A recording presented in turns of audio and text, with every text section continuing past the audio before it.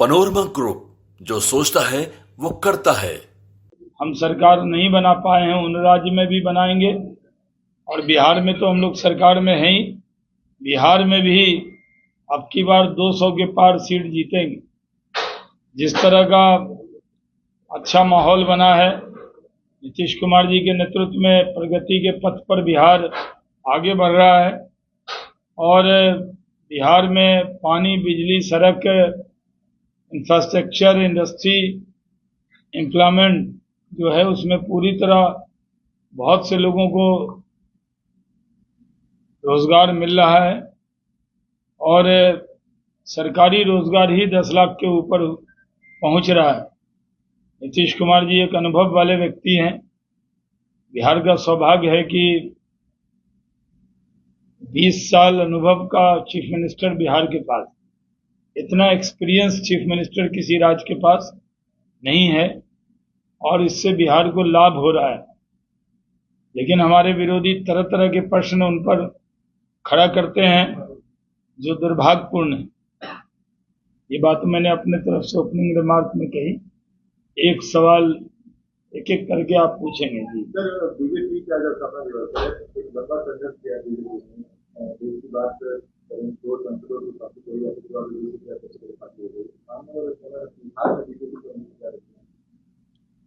नहीं, आने वाले दिनों में बहुत सुंदर भविष्य बीजेपी का है और जो चुनाव आने वाले हैं इस बार, उसमें तो हम लोग नीतीश कुमार जी के नेतृत्व में लड़ेंगे।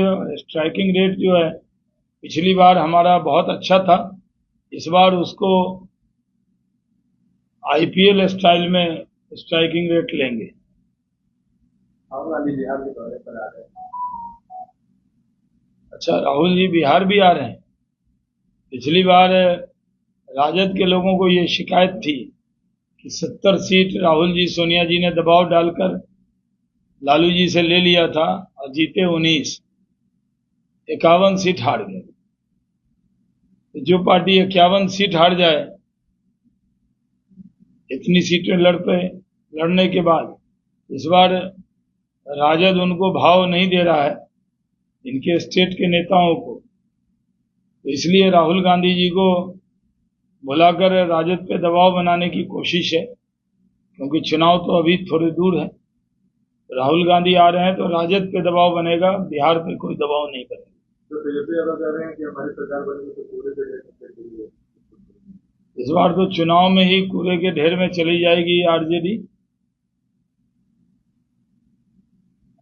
इनको 10% सीट भी नहीं होगी विपक्ष के नेता के लिए।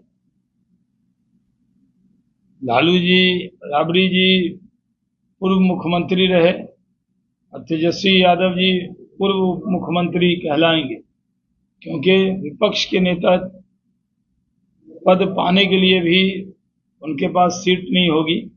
जिस तरह कांग्रेस 14 और 19 में विपक्ष के नेता का पद नहीं पा पाई, उसी तरह इस बार विधानसभा चुनाव में कांग्रेस हो या आरजेडी, सब 23 सीट के नीचे रहेंगे।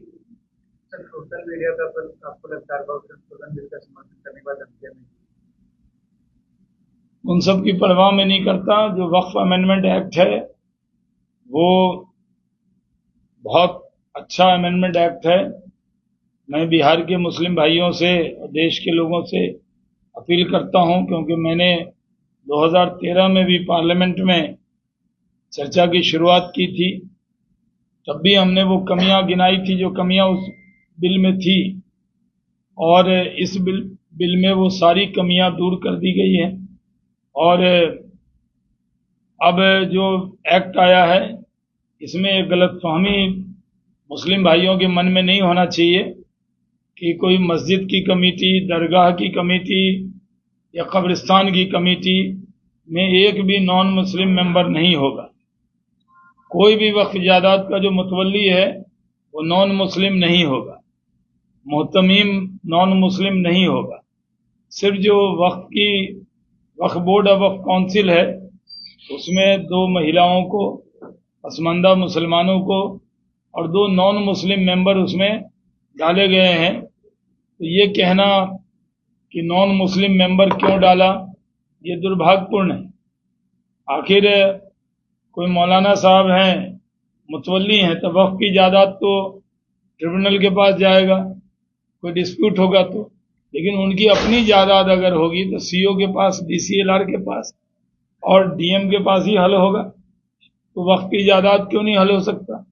अब डीएम हिंदू है या मुस्लिम, सिख है या ईसाई, अगर ये करेंगे तो कल होके कहेंगे कि डीएम भी मुस्लिम चाहिए, सीएम भी मुस्लिम चाहिए, पीएम भी मुस्लिम चाहिए, तभी भरोसा करेंगे।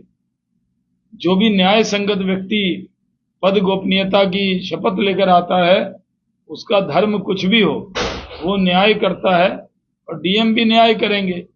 जो लैंड डिस्प्यूट जो ट्रिब्यूनल में जाते थे, वक्त लगता था, वो डीएम के लेवल पे हल हो जाएंगे। तो इसमें एतराज करना ये सही नहीं है। जो लोग इसमें एतराज कर रहे हैं वो बहुत बड़ी गलती कर रहे हैं। मुस्लिम भाइयों से ये भी अपील है कि सिटीजनशिप अमेंडमेंट एक्ट पर, सीएए पे कितना गुमराह किया गया मुसलमानों को। कहा गया कि मुसलमानों की नागरिकता चली जाएगी, जबकि सीएए नागरिकता देने वाला था माइनॉरिटीज को, जो धर्म के नाम पर प्रताड़ित हुए पाकिस्तान, बांग्लादेश, अफगानिस्तान में। और एक भी मुसलमान की नागरिकता पिछले 4 साल में गई है? जो लोग कह रहे हैं सीए पास हो गया, किसी की नागरिकता गई, तो झूठ फैलाया था। क्या जिन लोगों ने सीए के नाम पर, सीएए के नाम पर आंदोलन किया था, गुमराह किया, वो देश और समाज से माफी मांगेंगे? वही गलती कुछ लोग वक्फ अमेंडमेंट एक्ट पर कर रहे हैं। ऐसा दुष्प्रचार हो रहा है जैसे मुसलमानों की मस्जिद छिन जाएगी, कब्रिस्तान छिन जाएगा। ऐसा दुष्प्रचार हो रहा है जैसे दरगाह छिन जाएगी, जमीनें छिन जाएंगी। एकदम ये गलत है, दुर्भाग्यपूर्ण है। मुसलमानों के पास जो वक्फ की जायदाद है, वक्फ की जायदाद इसलिए वक्फ की गई थी कि इससे गरीब का वक्फ क्या होता है कि आप डोनेट करते हैं अपनी प्रॉपर्टी को, कि गरीब को, यतीम को, विधवा को इसका लाभ होगा। लेकिन वो बेच दिया गया। क्या वक्फ बोर्ड के लोग जवाब देंगे? लालू जी ने भी पार्लियामेंट के फ्लोर पर कहा था, पूरा डाक बंगला चौराहा मॉल बन गया, अपार्टमेंट बन गया, उसका मालिक कौन था? वक्फ बोर्ड था। वक्फ बोर्ड ने कौड़ी के भाव लीज कर दिया और मुकदमा भी हुआ तो जाके केस हार गए पैसा ले लेके। सिर्फ लिटिगेशन। वक्फ के एक्ट में ज्यादातर मामला या तो ये खुद बेच देते हैं, लीज कर देते हैं, या कोर्ट में जाके मुकदमा हार जाते हैं और बड़ी बड़ी बिल्डिंग बनने देते हैं। अब देखिए कर्नाटक में, आंध्रा में जो 5 स्टार होटल है वो 12,000 रुपये महीने पे लीज में है, और एक दुकान उसमें 25 लाख रुपए महीने पे होटल वाला लीज किए हुआ है। तो वक्त के बारे में बहुत लोगों को जानकारी नहीं है। मीडिया में भी इसके बारे में जब चर्चा हुई तभी जानकारी आई है।